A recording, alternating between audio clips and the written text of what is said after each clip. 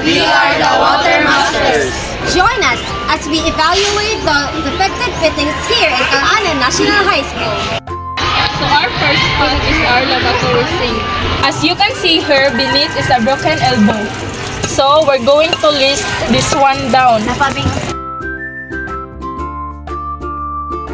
This is the next spot for our evaluation is the canteen comfort room. As you can see, the urinal drainage is broken.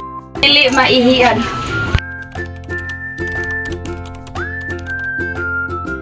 Our next spot, we are here at Grade 8 Pegasus front faucet.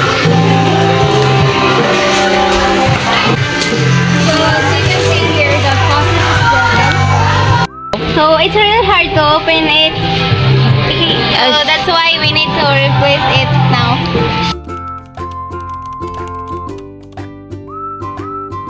Inspected the defective fittings here in Calana National High School. Thank you for watching.